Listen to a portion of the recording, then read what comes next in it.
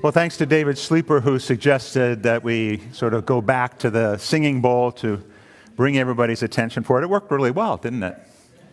Of course, you weren't exuberant as you were last week, but thank you and welcome.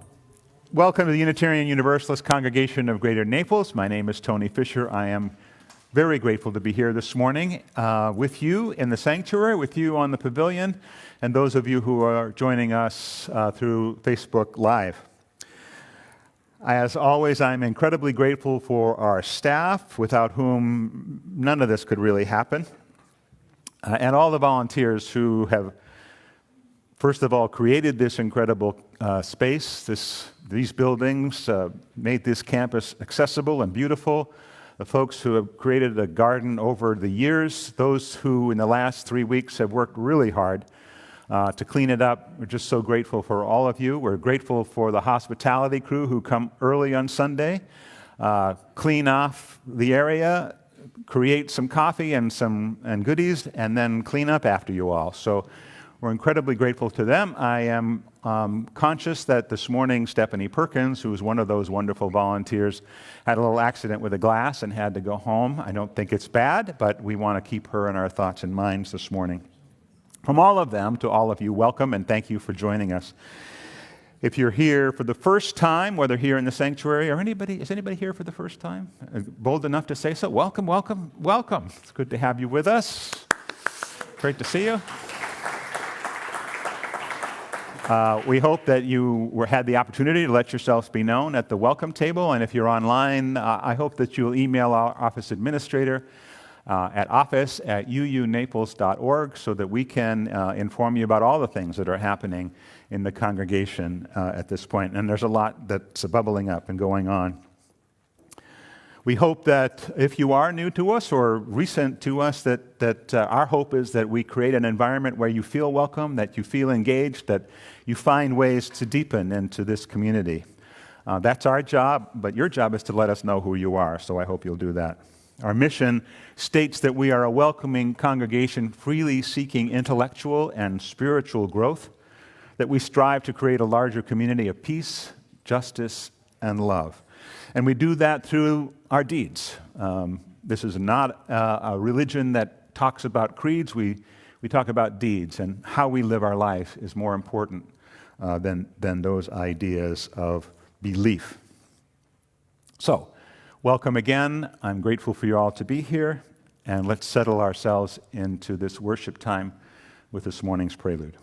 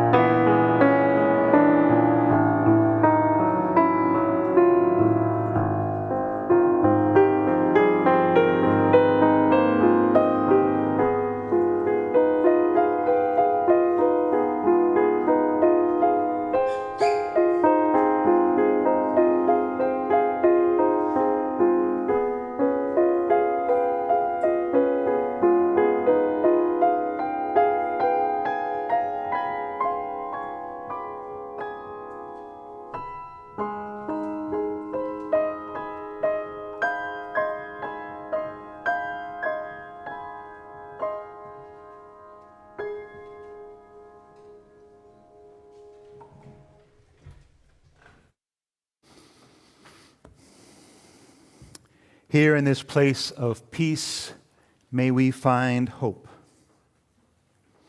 Here in this place of connection, may we find life-giving community. Here in this place of rest, let the unrest in our hearts turn us towards justice. Here in this space made sacred by memories of connection, let us each feel ourselves part of the new that grows from the old in the spiraling unity of years. Please join me in the chalice lighting response that you see on the screen or in your orders of service.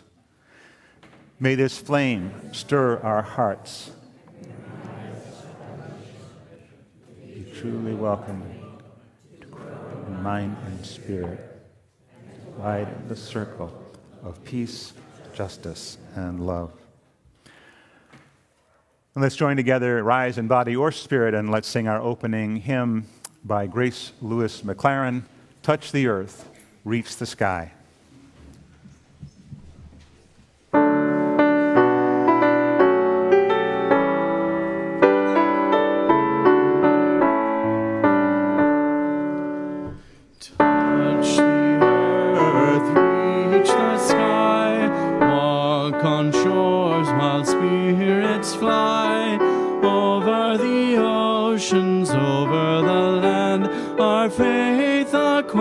To understand. Touch the earth, reach the sky. All are born, all shall die. Life's the time left in between to follow a star, to build a dream. Touch the earth, reach the sky. Hug the laughter, feel the cry. May we see where we can give, for this is what it means to live. Touch the earth, reach the sky. Soar with courage ever high. Spirits joining as we fly to touch the earth, to reach the sky. Please be seated.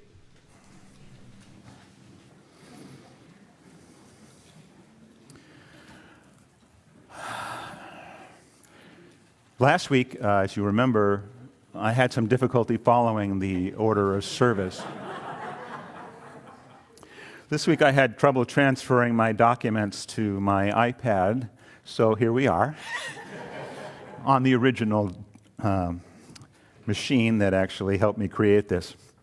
So today is a service about Unitarian Universalist women, and I just wanted to comment that as we go through our order of service today, you'll notice that next to almost all of the names attributing pieces of the service, you will see a little flaming chalice indicating that those writers, those women, are Unitarian Universalists. I hope to do this continually in the future as we go through our year, so that you will recognize the people who are part of this movement and incorporate it into our services. That's not always the case, obviously, as there's wonderful wisdom in all the world's cultures and literature, but today I start that particular practice. It is not a coincidence that both American Unitarianism and Universalism blossomed during a time when bold talk of freedom from tyranny was tipping the scales towards the American Revolution. In fact, a lot of that bold talk in the mid to late 1700s was coming from the pulpits of congregations that were establishing themselves as part of these new liberal sects. Though not yet fully established as denominations, these Unitarians and Universalists, each in their own way, could be characterized by their challenge to the orthodoxy of their day, as expressed in their names. The Unitarians asserted that God was one entity, not a trinity, and the Universalists declared universal salvation, that all people would be saved, countering the Calvinist belief that of salvation only for an elect few. While there were certainly theological and cultural differences that delineated those two denominations early on, they had a number of things in common.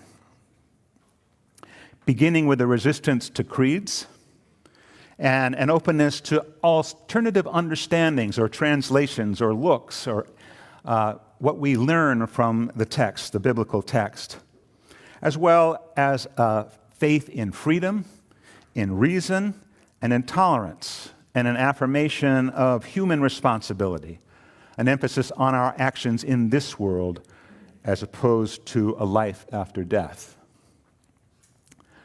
Truth be told, the spirit of freedom that was aroused in the populace during those times touched both men and women. And for women, the yoke of tyranny that was discussed had additional implications. Perhaps in this nation that was being birthed, they thought, there could be greater opportunity for women. In a letter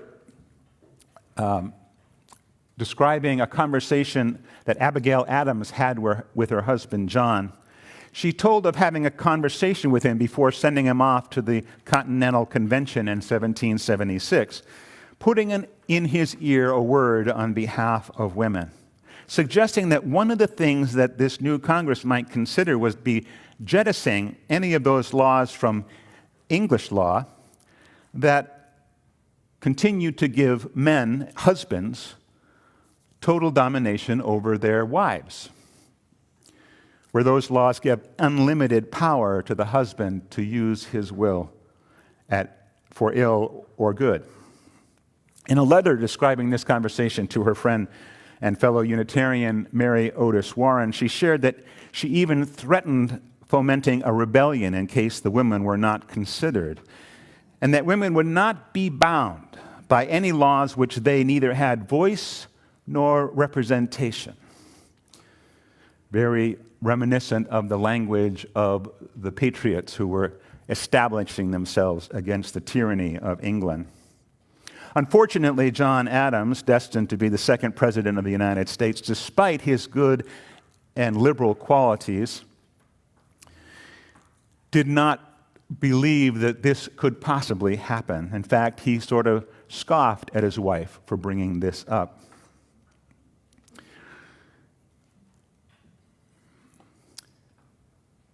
Women at the time also found hope in the liberal spirit of these two new denominations, the Unitarians and the Universalists, and their ideals, focused as they were on freedom, reason, and tolerance, and the idea of individual rights. From the start, women were often the ones to make manifest those values in their daily lives and in the world at large, even as they quickly discovered that the culture that permeated the world continued to permeate those two new denominations. And they struggled with that idea that even though these new denominations were talking about freedom and reason, they were not using either of those values when it came to the freedom of women or their ability to reason. Yet the values shone out, as they still do. And so began the struggle with courage and perseverance to push, pull, or prod these new two liberal religions into a full embrace of the values they espoused.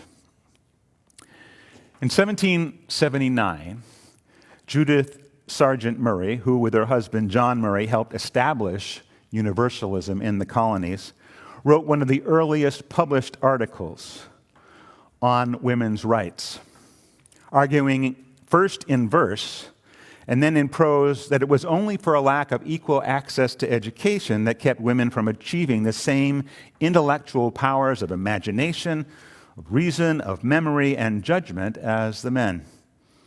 It was one of the earliest published statements on women's rights.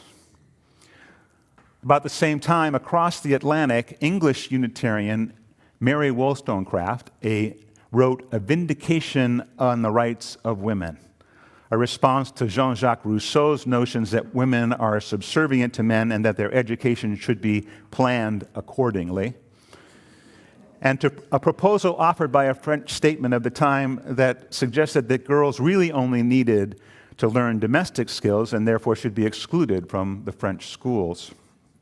Wollstonecraft, now considered one of the late Enlightenment thinkers of merit, argued that women should be freed from the things that confine their natural abilities. Their intellect should be cultivated, and they should be encouraged to be independent thinkers and achievers. She herself lived a remarkable life of independence and experimentation in an era when women were allowed little of either. Her ideas, though disparaged by many, influenced educational reformers both in England and in the United States. In the early part of the 19th century, women continued to challenge the status quo and continued to argue for educational possibilities. In 1837, a pastoral letter was issued by the Orthodox Congregational Ministers warning of the dangers to the female character caused by speaking in public.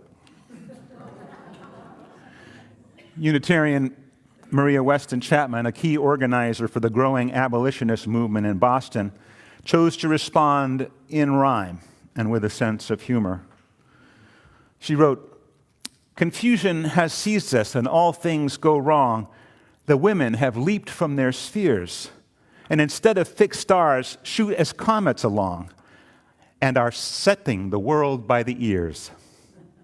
In courses erratic, they're wheeling through space in brainless confusion and meaningless chase.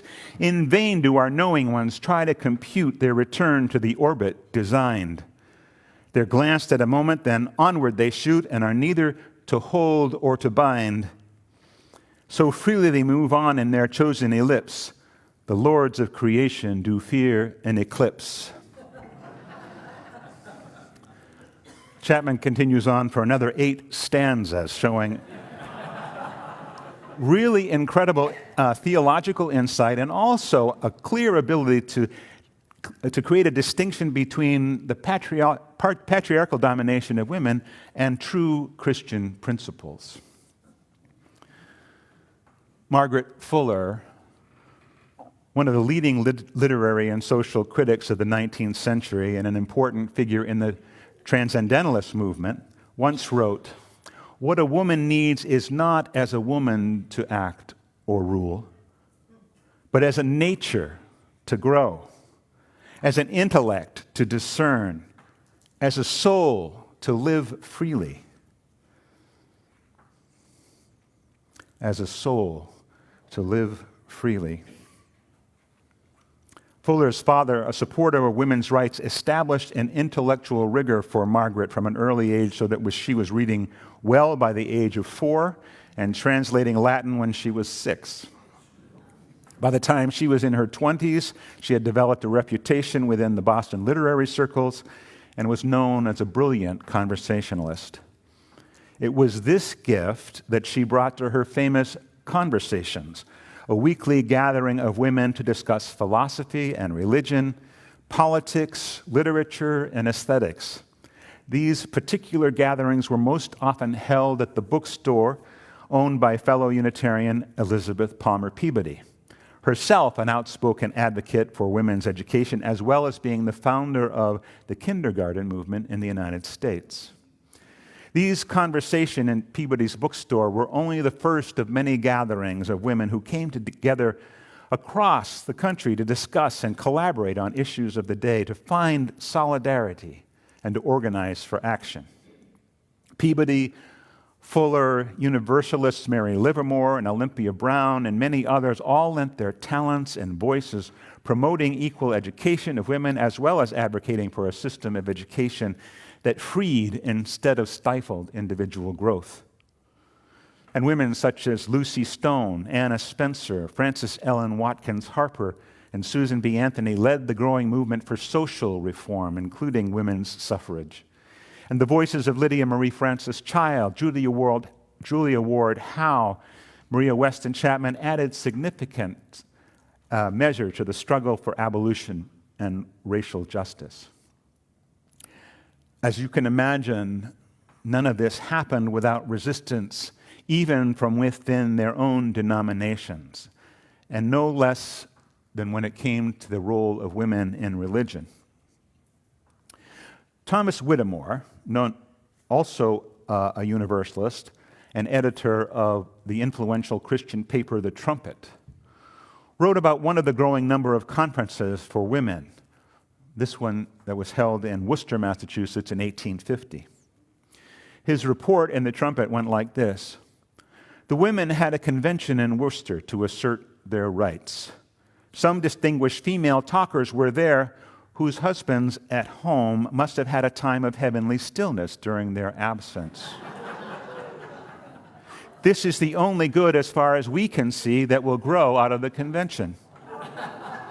Judge not the women of Massachusetts by this motley assembly." And not too long after that, he wrote, "We saw it stated in some of the Universalist papers that Mrs. Lydia A. Jenkins, wife of Universalist clergymen, has commenced preaching to good acceptance. We have no occasion to have disrespect personally to this woman preacher, but we regard her resolution to preach as unwise. It were better for her to remain at home and attend to her domestic duties." Lydia Jenkins may never have been ordained, but neither that or the opinions of Mr. Whittemore kept her from preaching the Universalist gospel and having a growing reputation in New England for her ability to preach. She helped pave the way for women like Universalist Olympia Brown, who in 1863 was the first woman ordained with full recognition by any religious institution in the United States. Brown, in turn, cleared a path for others, and by the early years of the 20th century, a total of 88 Universalist women and 42 Unitarian women had been ordained. Other denominations were slow to follow suit. This emerging constellation of clergywomen pushed the boundaries not only of this denomination in the late 19th century, but also its concept of ministry. Theirs was an inquiring spirit that stood apart from the stuffy elitism that characterized most Unitarian pulpits. Many of them occupied pulpits on the frontier of our movements, where male ministers refused to travel, occasionally known as the Western Sisterhood or the Iowa Sisterhood. They were unwilling to let their flocks settle into a church life of all reading poetry or studying modern science. These ministers urged an integration of current affairs and community service. They took seriously the tending of their church families, of teaching and of nurturing the children and supporting their parents, not only through words of care and concern, but by rolling up their sleeves and helping out whenever needed. As the tide of women's rights moved toward the ratification of the right to vote in 1920, there was an optimism that women's fight for equity was well on its way. Women held congregations together in many ways, in many places, finding the courage and the responsibility to do what needed to be done to hold these individual congregations and the wider denominations together in a time of much upheaval. Let's settle ourselves into a time of sharing and meditation with this morning's centering hymn, Spirit of Life.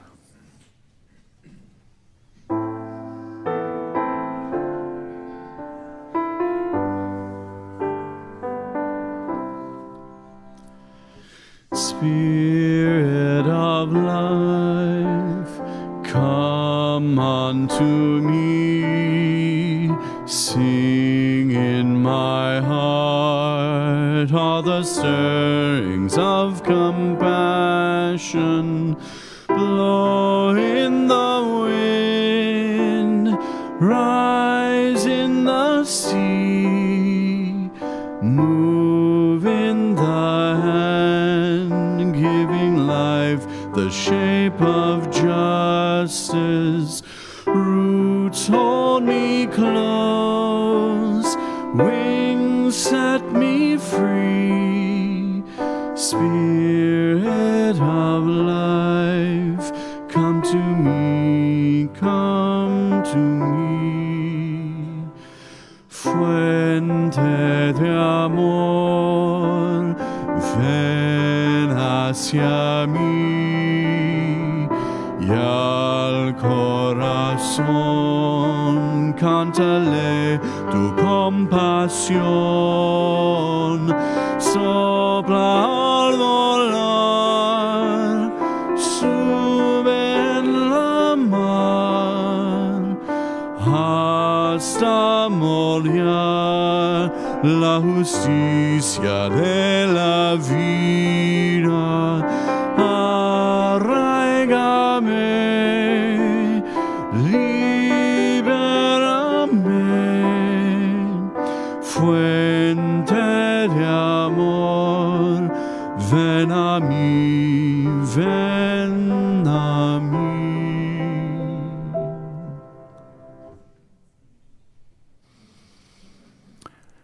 We come together in this time that is still filled with the anxiety of a storm past, grateful for all those who are working to support other people at this time, recognizing the lack of governmental response in this area. There are armies of people, Unitarian Universalists and others, who are out doing the good work of community support and mutual aid. It is such a remarkable thing to see and to watch.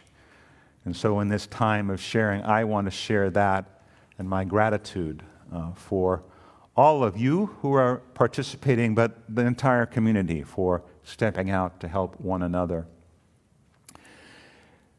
It is an important and remarkable time in many other ways as we approach an election. And it is my hope and fervent wish, my joy, hopefully, that you are all registered to vote and will exercise your right to do so, which is one of the most important aspects of our Unitarian Universalist heritage, to exercise our freedom of conscience in this country and in this world. In terms of personal news, I want to share news that Daniel Goodsit sent me this past week. He wants to honor everybody who has showed him such compassion and support during some of his issues, health issues, and wants you all to know that they're going to start a new treatment with new medications after the insurance gets squared away. And hopefully this new blend of medications will take care of some of the issues that have been affecting him, and just wants to express his gratitude to the congregation for support and good wishes. So we send our good wishes to Daniel, and our gratitude as well for being here with us and making this happen. And again, thank you, Daniel, for all you do for us, and good luck with that. I would like to open the floor for a few joys or sorrows. If there's anybody here that has something particular that is truly bubbling up within, I would invite you to raise your hand. Dina? I'm here as a messenger. Thanks.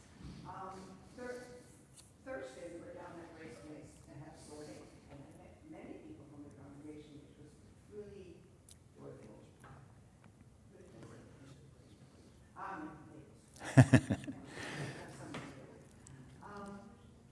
And one of the requests that we had from many people was microwaves and small refrigerators.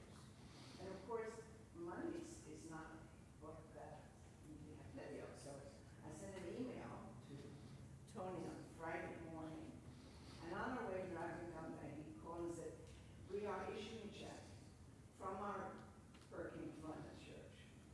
And to be able to go down there and tell them that $4,000 was coming, I just want to say thank you.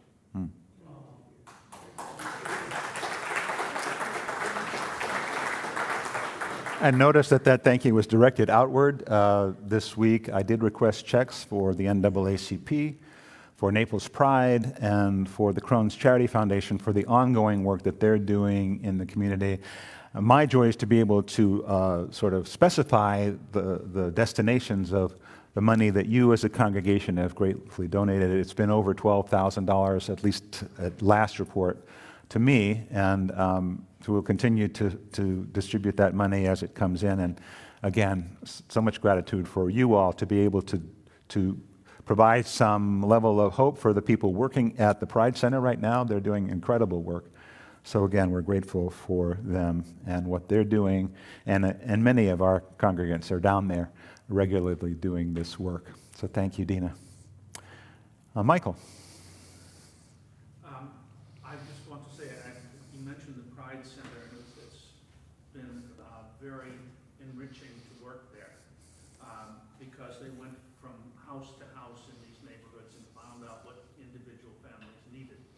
And so we've been stuffing boxes and so on, but we need more stuffers and we need more drivers. So if people have the opportunity to come down to Naples Pride from 12 to 4, Monday through Friday, it'll be very useful. Thank you, Michael. The work, Michael is just saying, the work at Pride Center goes on. They're doing incredible job of finding out what individual households need and filling those needs and sending people out with boxes that have that material in it. So it is a door-to-door proposition, because otherwise, as we learned in the first week and a half, it's a hit or miss and a difficult job to try and fill people's needs. But this particular method that has been organized by a coalition of different individuals and groups across the area, a really remarkable effort to sort of, because of the lack of governmental response, to organize a response and to do the kind of work that they're doing there at the Pride Center and in other locations. So thanks, Michael.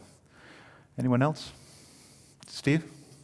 Yeah, I just wanted to share that yesterday our Opera Naples, you might have read this morning in the paper about our Opera Naples Wang Center that was under 3 feet of water.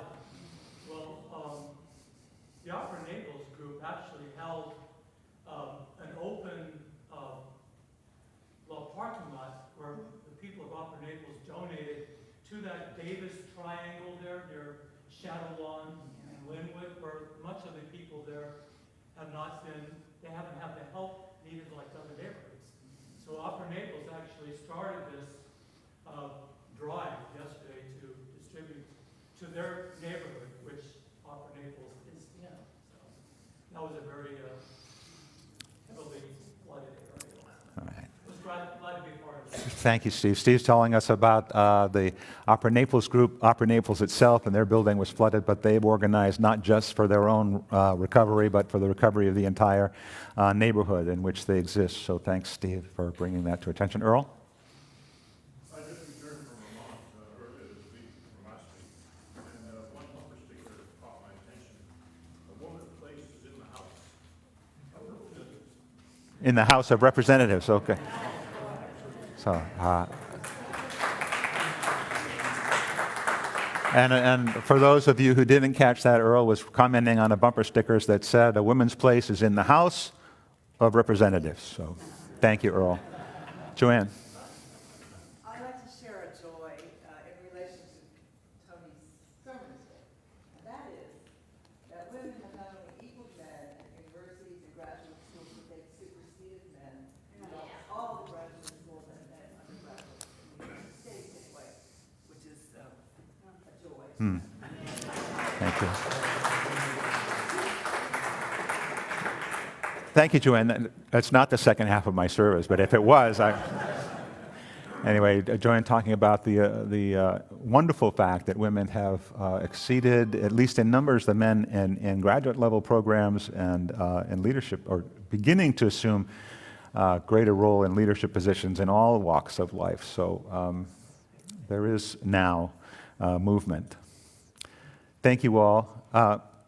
Yes, Sandy. A member of our, Kathy Harris, a member of our congregation, will be coming home to Betty Village on Thursday. She fell cutting her birthday cake in her own kitchen, before champagne. Thank you, Sandy. Talking about Kathy Herrick, who's headed back to Bentley Villages following a stint at the Chateau at Moorings Park with a after hip surgery. So we're grateful that Kathy's healthy and getting back to home. Thank you very much. Let's join in the spirit of meditation. This meditation written by the Reverend Marta Valentin.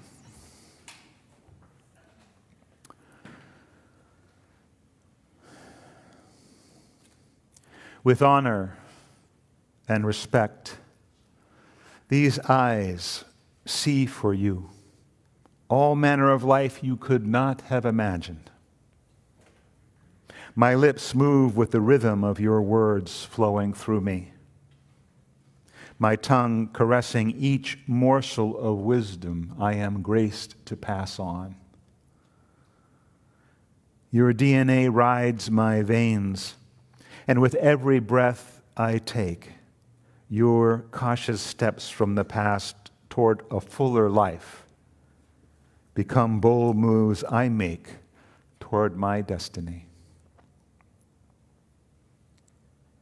Together we wrap our arms around a new generation, here to become who they were born to be, to cast their magic as we once did, and bless each day for their ability to do so.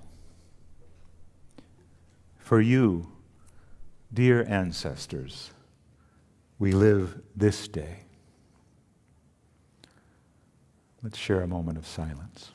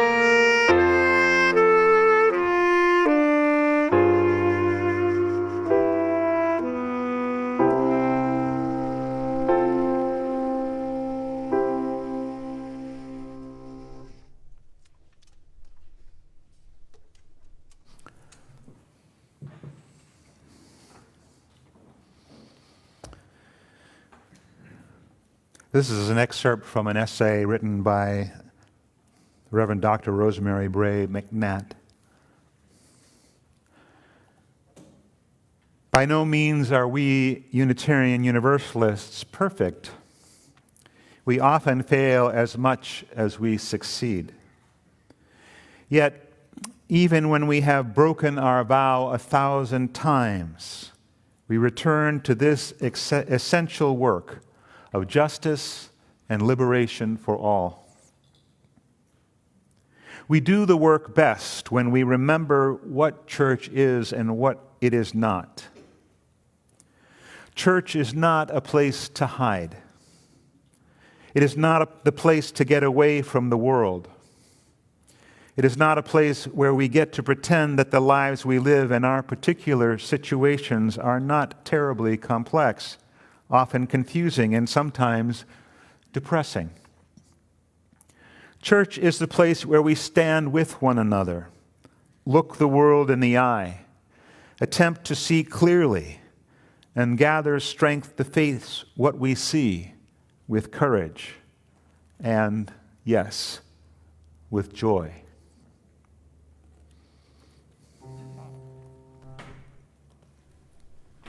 When I lift my voice, let it be in song, a defiant note in the face of wrong. I won't stand alone, we'll stand side by side, 'cause we know that love is always justified. When they try to divide us, it will only unite us. I lift my voice. When I lift my voice, let it be for good. Let me care as much as I know I should. I won't stand alone, we'll stand side by side, 'cause we know that love is always justified. When they try to divide us, it will only unite us. I lift my voice. I lift my voice.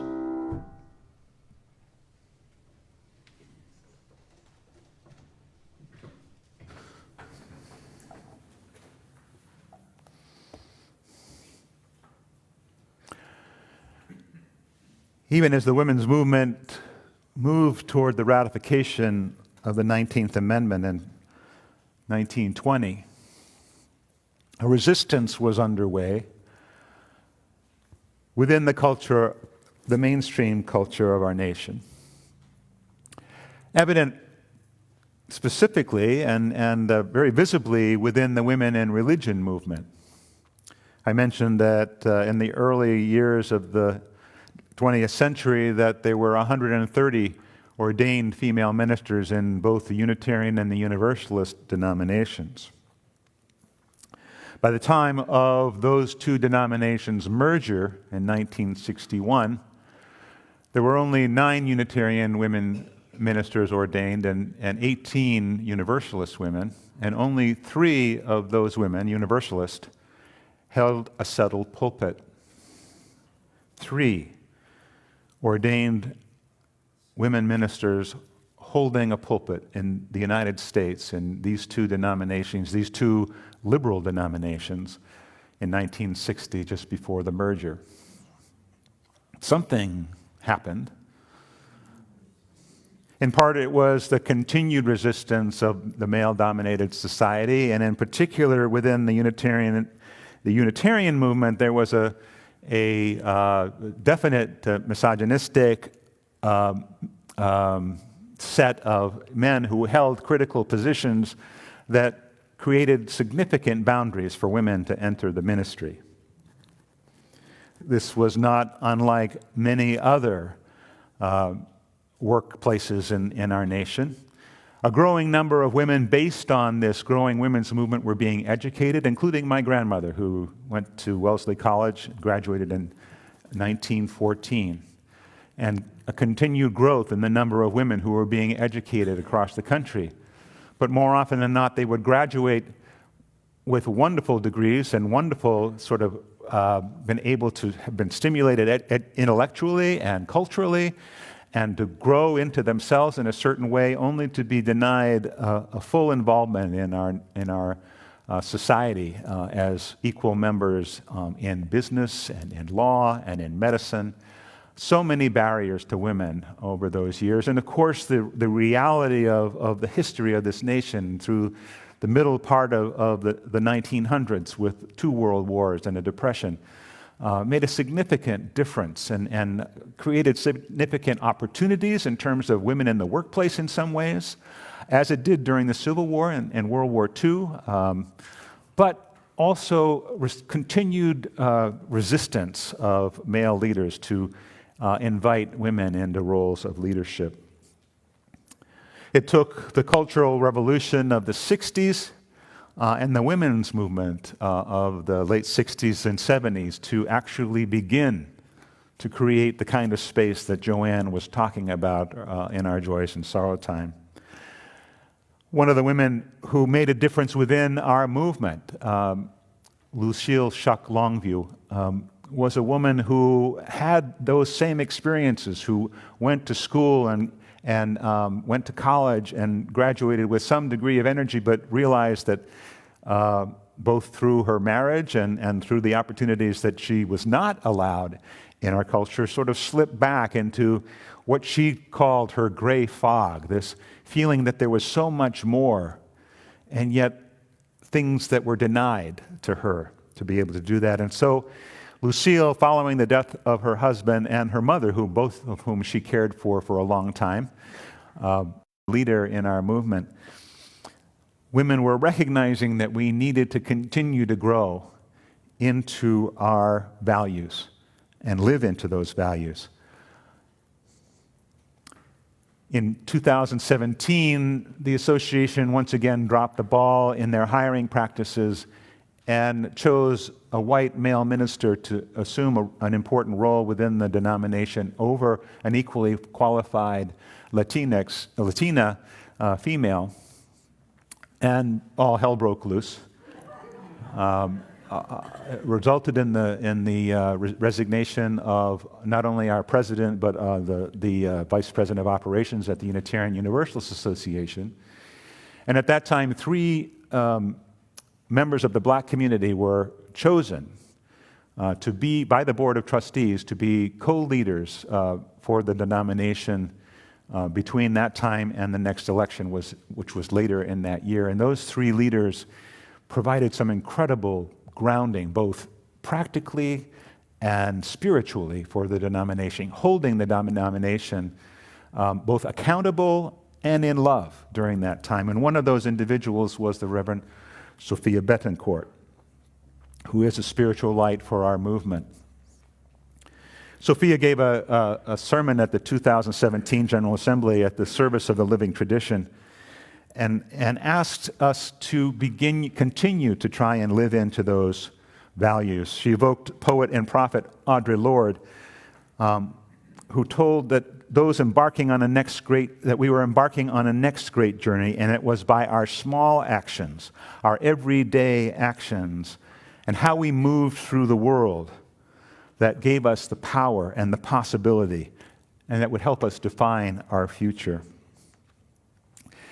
She also brought forward the vision of a 1866 women's conference, where Elizabeth Cady Stanton and Susan B. Anthony flanked on either side Frances Ellen